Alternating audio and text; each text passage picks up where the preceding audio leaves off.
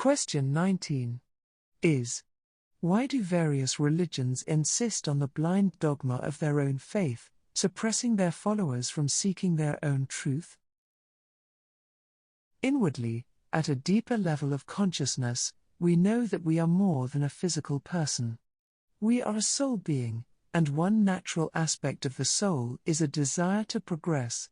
However, when the desire to progress strays too far from the higher aspirations of the soul and develops in the physical consciousness, it can mislead us to seek for material gratification to the detriment of others. During the development of the current world religions, and herein I am principally referring to Christianity, the lower nature, encompassing greed, self-interest and material desires, gained too great a degree of control and prominence. The self-seeking and corrupt of earlier times quickly realized the power and wealth that was available to them by taking charge of religion and directing it as they saw fit and to their own ends. Early religion was also attached with the monarchy and the law, so to object to any decision was to put one's life in jeopardy. Even today it is still the case in certain countries. As most people will recognize, power corrupts, and the lower nature is easily corrupted. While those with power do not give it up easily. Those who suppress and insist on others following their faith and laws do so to keep themselves powerful.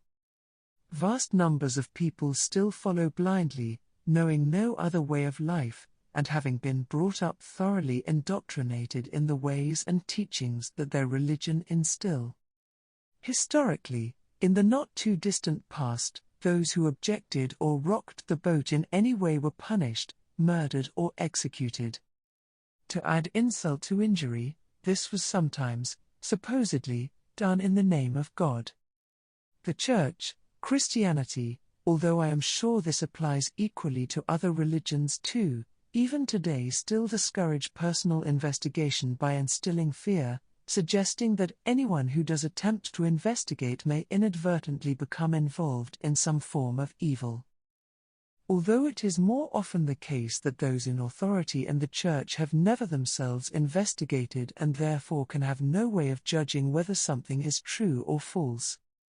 Spiritism and spiritualism, and other ways of life and organizations that promote the truth of spirit communication, along with a vast number of wonderful independent mediums too, effectively pose a threat to the control that the Orthodox Church still holds over so many people. It is not by chance that both of the main branches of Christianity, the Catholic and the Protestant, are these days mega-wealthy institutions. The same can of course be said of the monarchy, but this is another story. The punishment for seekers of truth in our society may no longer be death. Yet if anyone employed by the Orthodox Church did investigate and speak out to say that life truly is eternal regardless of which if any religion is followed, they would very likely find themselves quickly dismissed from any position or post held. If we consider what, in earlier answers, I have said about karma, the law of cause and effect, for some, we can begin to see possible undesired karma in the making. For those who are still suppressing the truth could well be causing themselves future karmic problems. In the earlier edition of this book I mentioned about church suppression of women. In some cases this is less so these days with female vicars permitted.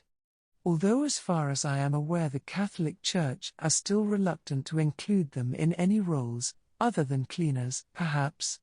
One thing that I found ironically amusing was the attitude of some female mediums who used to demonstrate in spiritualist churches.